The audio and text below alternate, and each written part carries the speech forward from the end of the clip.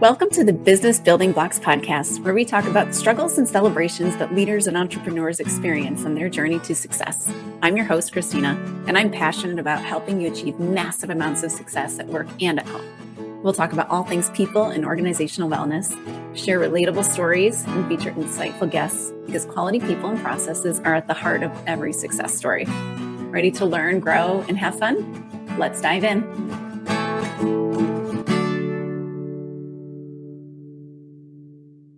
Hello, and welcome to the Business Building Blocks podcast. I'm your host, Kristina Schmitt. So I have a very fun guest for us today. I'd like to introduce Suzanne Longstreet. Suzanne is a mindset coach, an NLP master coach, and founder of Success and Clarity, and also an author. So welcome, Suzanne. Thank you. I'm excited to be here. I'm so excited to have you. Suzanne and I got a chance to chat before this, and it was such a fun conversation. So I'm super excited to share with you her gifts and share with you what she does with her clients and just how that can help us as leaders, as business owners, as humans, and everything else, because it's just everything you're doing is so awesome and just helpful to bring it all together for us. So welcome to the podcast. Thank you so much. I'm excited to be here and get to have this conversation with you. Excellent. So why don't you tell us a little bit just about Suzanne? Tell us about yourself. I live in Canada, just north of Toronto. I have been coaching for, a long time, 15 years now. I have a lovely husband who's loving and sweet and kind and supportive. And I love to travel. Next month, I'm heading to Europe for a couple of weeks. Couple months would be great too. Yeah, life is good. I've created a nice life for myself and a happy little business that I enjoy. Excellent. So tell us a little bit about what you do. So what I'm doing now is in 2015, I took all the trainings for neuro-linguistic programming, NLP, hypnosis, and became a certified and designated NLP master coach. What that means is that when I work with clients, I can guarantee the results. Or I keep working with them until they get the results that they want. So if they come to me and they say, I want to double or triple my revenue, I work with them until we get that done. It usually happens in a lot shorter period of time than they believe. I often joke and say the time that it takes is on, like I know the problem's gone, and most of my work is convincing them that the problem's gone. Mm-hmm. Yeah. Because it works that fast, which is what I love. So hypnosis is another one. I'm a trainer and a master hypnotherapist. About 5 years ago, became designated. I love designations and learning. So I became a certified positive intelligence coach. So I learned, which is more in neuroscience. Then I went on to further my neuroscience education and went and learned neuroscience and how the brain works and how we can rewire that. And so with all of these tools and techniques and processes, I now work with females mostly. Of course, I work with men. People often say to me, do you work with men too? I said, yeah, they have brains. I work with men.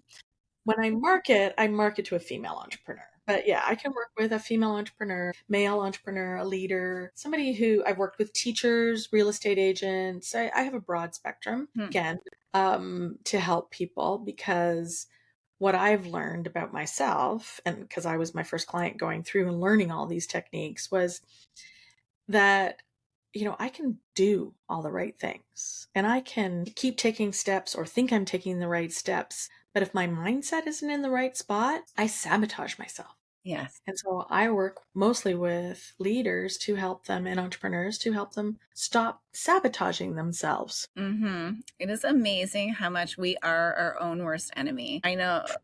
Yes, I know when I was leading, I did a ton of leadership programs and leadership training. I was on this 6-month rotational program. We'd get a week of training every 6 months. And, it was all of this knowledge that I had, but I could not translate the knowledge to action. Ooh, yeah. Yes. Looking back, knowing what I know now, I know there was a big part of it of we didn't take it and make it practical with commitments. When I work with clients, it's no, what are you going to do? What are you going to commit to do? How did it go when you did it? Or why didn't you do it? What got in the way, when you didn't do it?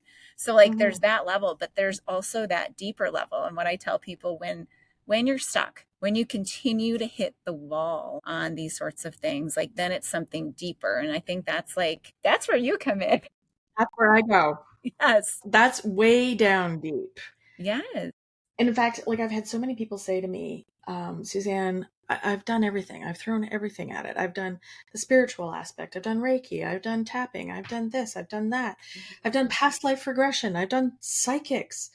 And I've done coaching, and I do mindful meditation every day, and I do the 5 o'clock in the morning thing, and I do, oh my gosh, the All the amount of, things. oh yeah, I've read the books, I've watched the things, I've done all the things. Why is it not happening still? And one of my past clients said to me just recently, she said, "This is the deep work, but I don't really have to work at it." I'm like, right. We just let the unconscious mind take care of it, the subconscious. But I absolutely love your statement of we get all like we go here. Oh, that's where it is. Okay, thank you. So we get the knowledge. We use the 10% of our conscious mind. We go, oh, we get the knowledge. I get it. That makes sense. And then we're sitting there, we're in front of somebody, and we're hearing I learned this in my training. How do I actually say this to the person? Like, because the words that they taught me aren't resonating with this person. What do I do when? Mm-hmm. How do I do that? It's like, how do we absorb it? How do we put it into action? Mm-hmm. Exactly. Yeah.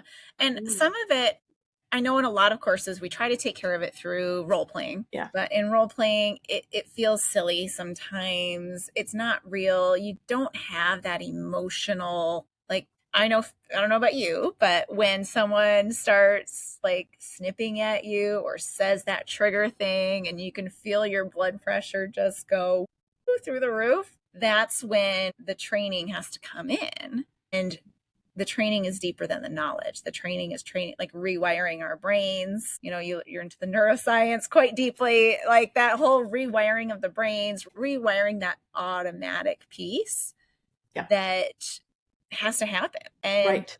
yeah, there are several layers to it that are going to get us there. And I loved when you were telling me about what you do, like how you're getting deeper and how you're helping the clients do that. So that's amazing.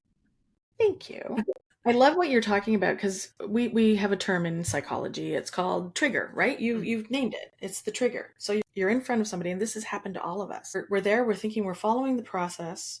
We're doing the right thing. It feels like it's going well, and then all of a sudden they've done something. It might be something that the other individual has said. The look that passes across their face and the meaning we give it as we're looking at it, and all of a sudden we're in that emotional response, and our brain goes offline. The conscious brain just goes, I bet it starts to fill up with gobbledygook, and we can't form words. And if compounded with, if somebody's had some really horrible experiences where, they've been threatened or abused or rejected or bullied or something horrible in the past, it just gets even bigger. So like it's this great big huge monster. Mhm. And the person in front of them is probably just looking at them and going, I wonder what happened, why they said it that way.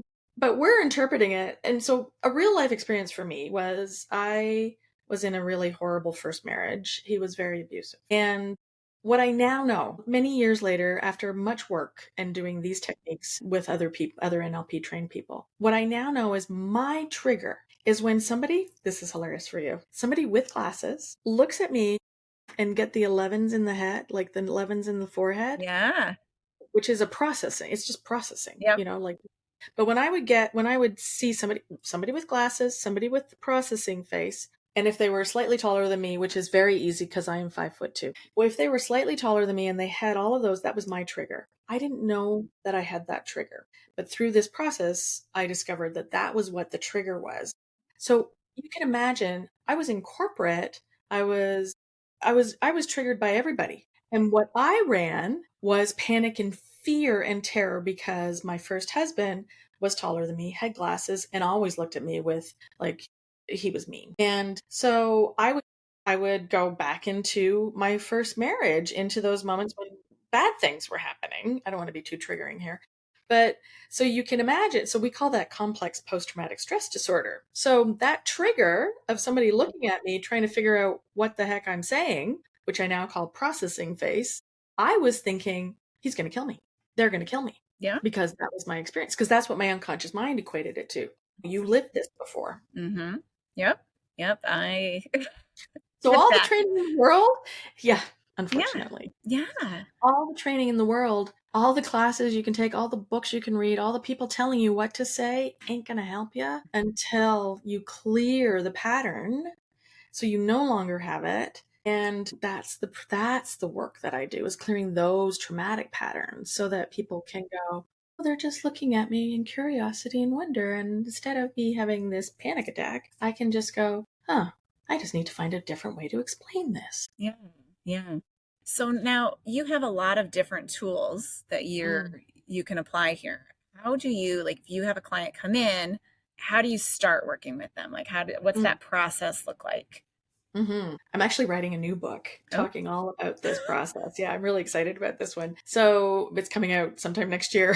First, I got to find the publisher. So what I do is I work with somebody and I ask them to watch a couple of videos because there's a bunch of things that the way I talk about certain things and the way I respond to a client, because sometimes often, if they're going too deep into a story and they're re-triggering themselves, I'll stop them from talking. I'll just say, stop talking.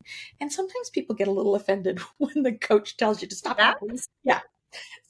So there's some videos that they need to watch so they can understand where I'm coming from and why. And then I have a 3-hour session with them and I do something called a detailed personal history and I ask them about everything. And the work that I'm doing is I'm looking to get to the deep root of the problem. I'm looking to uncover how their brain's doing the problem. I'm looking for events where the similars, I'm looking to tie it all up so that I can get to the root problem so we can uncover that and for them to actually just get out all the things that have happened to them because oftentimes I'm the only person that they've ever shared much of their deep, dark things. A familiar phrase that a lot of my clients say is, I've never told anybody this. And then they'll tell me something. So I create that in the first 3 hours. The second session, we do a hypnosis technique, which clears something called gestalts of every time they've ever felt anger, sadness, fear, hurt, and guilt in the past, and whatever major negative emotion they may have felt. That's doing it. So remember I talked about when people get triggered, we feel this like volcano of emotion and we don't know what to do with it. yeah. That's the gestalts. It's Okay. like I just all of a sudden just feel, and I can't even name it. It's like I just feel all this stuff. So Mm-hmm. so with this technique in the second session, it just clears it. People, I cannot. This is why I have to do the work. Keep going with the sessions. We do multiple sessions. Is they'll say to me, seriously, it can't be that fast. It's okay. We're gonna do some actions. I'm still gonna meet with you. And we'll meet again in a couple of weeks, and then we have 90-minute sessions every couple of weeks until they've met their, we call it evidence criteria. So what that means is until they say, oh my gosh, my goal was I know the problem's going to be gone when I've doubled my income. I know the problem's going to be gone when what would be another one? I've attracted 10 or more clients. But we have something tangible, not, I feel happy. Yes. We want to measure it. Yes. And Oh, go ahead. no, that's okay. Okay. Well, I was just gonna jump on the profit thing that you were just talking about, or the revenue sort of thing, because what you're talking about, what you're doing is very much in our brains inside the neuroscience, talking about past history. Yet when you're working with someone, it's because they want to double their profit or you know, it's like, wait, what? Wait. Yes. Yes. How is that connected to the other, right? Yes. Yeah, it's hilarious because this is a holistic process. I was Mm-hmm. just chatting with a client today. We've just wrapped up 4 years of working together. She's had exponential growth and she wants to, and I said, do you want to do it again? And she's like, heck yeah. I went, okay. So, and we're just going off and we're just doing nuances of different things. But essentially, what's happening is how you do anything is how you do everything. And money is just a symptom. So, like, if we're running a pattern of not worthy, I've noticed when a client comes to me and they run the pattern of not worthy, they don't charge what they should be charging. They're not asking for the money. They're offering to do too much. So they're over delivering, and under paying for themselves. They're the leader that is not going in and asking for the raise because they're not speaking up in meetings. Um, they're when so so it's everything. It's not just simply asking when they're not running when they're running not good enough, when they're running unworthy, when they're running not good enough. They won't go out into the world and show up bigger. They'll kind of just pull back. Mhm. When they're running powerless, I've noticed that this one really affects the voices a lot more. Like they're not standing in their power. They're not showing up with authority. It's really interesting how each root problem has different symptoms. Yeah. And then there's another one that not as many of my clients run, but unlovable is another pattern. So they're not in the relationship that they want. They're not attracting the clients that they want. They're trying to get their love needs solved by overdoing and overperforming. And so there's some nuance and some crossover you can see, but there's always a root problem. And those are the four big ones: powerless, unworthy, not good enough, and unlovable. Interesting. Yeah. Mm-hmm. Yeah. And I mean, I hear those come up in a lot of different paths of like psychology. Some not necessarily in coaching, but I know in like my faith-based background, like the wounds that come up, like unlovable, that sort of thing. Like these are all things that were generated because of something that has happened or occurred to us. A hurt Mm-hmm. has Mm-hmm. happened and created a wound.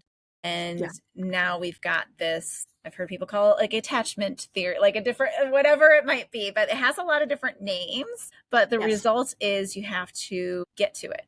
You have Mm-hmm. to mend it or heal it. So what are you doing with your client? Are you mending it? Are you healing it? Are you bringing it to light? Like what is the thing that's happening? Yeah. So we're inviting the unconscious mind. I guide them through their unconscious mind to realize when they made the decision that they had that root problem.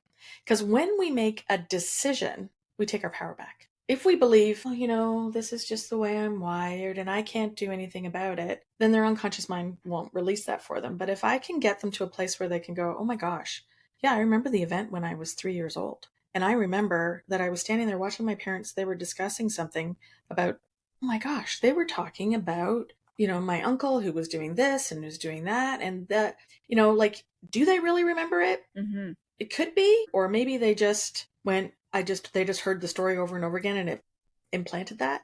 But it's always before they're 7. Usually we can get them back to a place. Sometimes they literally can't remember. If people have experienced a lot of trauma, they can't remember before 7. And that's a concern. So we don't actually go back to the moment. We'll just guide them through hypnosis and just ask them to float above their timeline to that moment and just pretend that they could remember. Just pretend. Just make it up. Because then the unconscious mind will just this is what I love about it. It's just a process of imagination. Just pretend. And then they get learnings from it. So like, instead of thinking, okay, I am powerless about that, they could go, well, wait a second, I am powerful. Look at what I've done in my life. And so we get the wisdom from their unconscious mind, and that really helps them. Yes, that's great. It is essentially like it's maybe creating, but it's creating a new story around the memory or around the feeling. It's creating something that's changing that thought in that pattern. I've talked about the thoughts, feelings, behaviors, results circle a lot. So anybody who's a regular listener knows this, but this is about basically changing that thought. And we have control of our thoughts, but sometimes we can't even see that control. And that's like, we don't know how to control it, or it's controlling us in some way. And we can't get a hold of it. And that's so in this situation, I'm working more with the emotions, which are in the domain of the unconscious mind. Okay. So in the world of NLP, we believe, so you've got similar components. So we've got the thoughts plus our physiology create the emotion. Okay. Yep. Yep. And then the emotion drive the behavior through strategies. So if we want to change the behavior, we don't start there. We go up here to the thought, which is where you're starting, the same thing. And sometimes the emotions are so down deep in the unconscious mind, we can't think them. We can't talk about it enough. We can't think the problem away. As Einstein said, the same thinking brain that created the problem is not the same brain that will solve the problem. So we go into the unconscious mind. We go into deep down into their unconscious mind through hypnosis, through metaphor, through reframing, through all the processes and techniques. And I come at it from multiple different ways over multiple different sessions sometimes. Sometimes it takes more than one session, often. Sometimes it's done in the one session. I had one client, she did 4 sessions with me and she went off. She went from $120,000 a year to $1 million. right? Wow. Yeah. Yeah, that's And what also happens with people, my clients, is not only like it's not just the money that changes, it's the relationships with family, significant others. They deepen and get better. It's a holistic. okay. But it's like you said, how we do one thing is how we do everything. Yeah. And Yeah. if we're operating out of that misinformed thought or whatever we want to call it, but if we're operating out of that thought that's not true, yeah, then we're going to operate that way everywhere because Yeah. it's our wiring. Yeah. And so in my world, way back in 2014, before I started to take all these trainings, I was blowing up business relationships all over the place. And when I finally stepped back and I realized, okay, it's not everybody else's fault. What's going on with me? Why did they all leave me? And it's not just in my business, but it was happening with my client, like with my centers of influence that were referring clients, but also with my clients, also with friends, also with my family. It's like, So there's something happening. And it wasn't until I took, it was a while later before I realized, oh my gosh, I realized I was running complex post-traumatic stress disorder. I was waiting for other people to hurt me. Yeah. Which is a problem in business. It is. It is. It probably will happen, but at some point. Yeah, but now, and this is where you were talking about, somebody, you're sitting in front of somebody and they're triggering you and you're having all of these emotions and you forget what to say and you don't know how to, you're just, right? Mm-hmm. Well, now when a trigger comes up, when somebody looks at me with the 11s and the glasses or says something that might be triggering, I lean in and I go, that used to trigger me. Okay, what's going on with this person? What's going on? How can I serve? What could I say differently so that they can hear me in a better way? Or ask a question. Hey, what's going on with you? You've gone silent all of a sudden. Or can you tell me more about that? What's happening? And I don't take it as personally. Gosh, that was the only thing.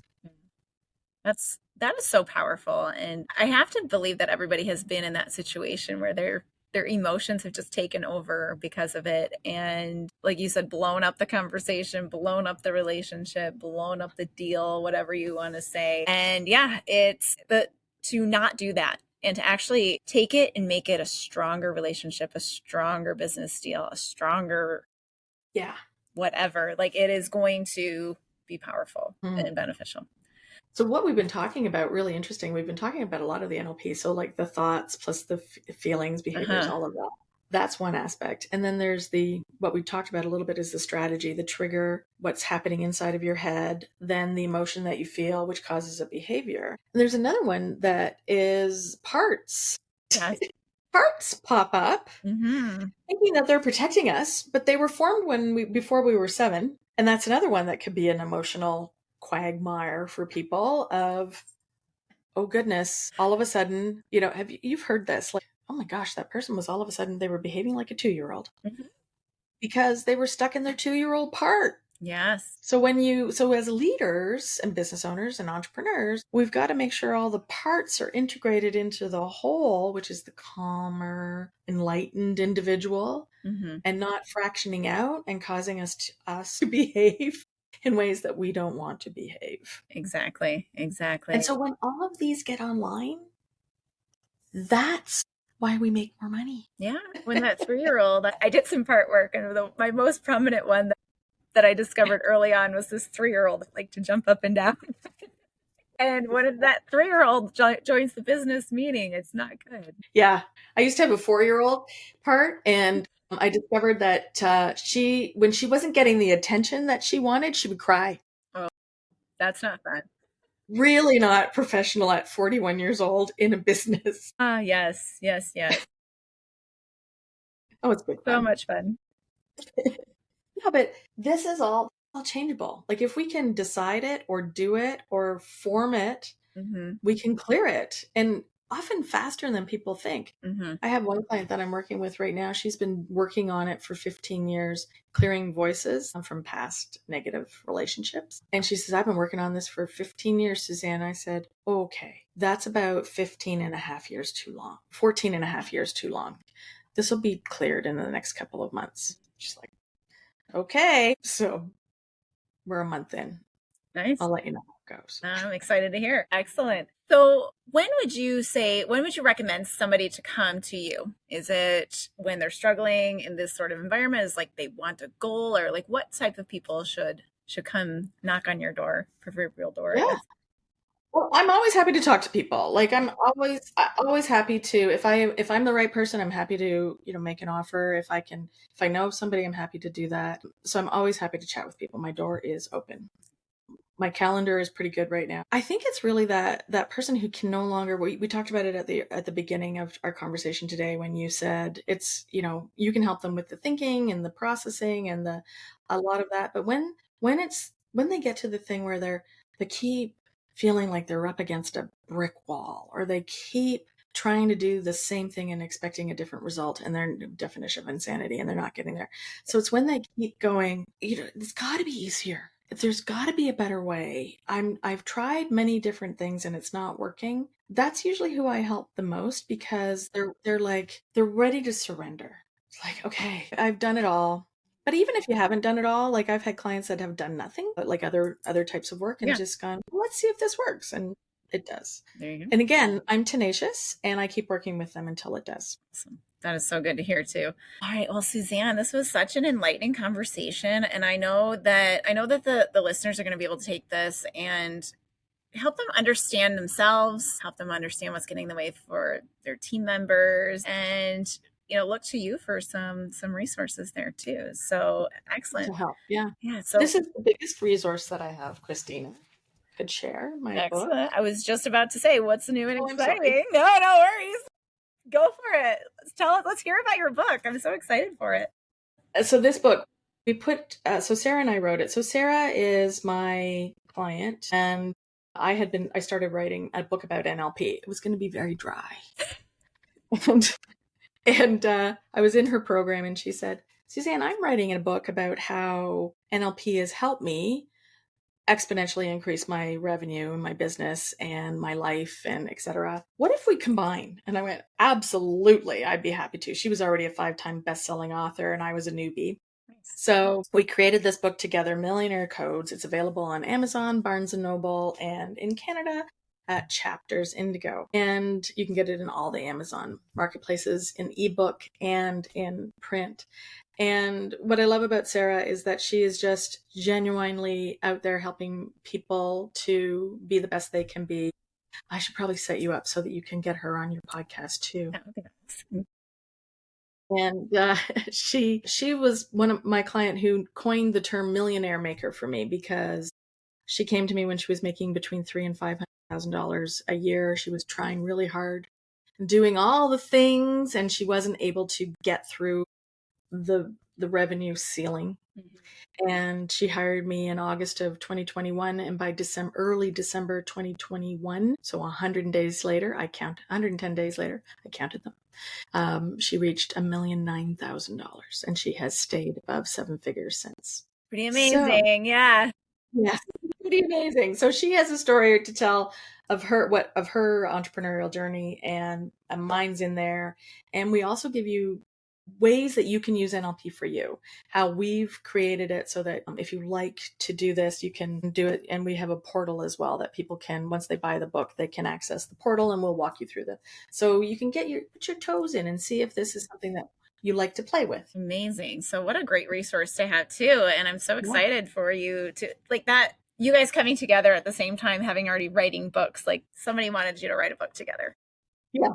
Hey, if she invited me to do anything, I would be like, yeah, okay, I'll come. Yeah, she's just amazing. Exactly. That's awesome. All right. Well, it was so lovely to have you on here today.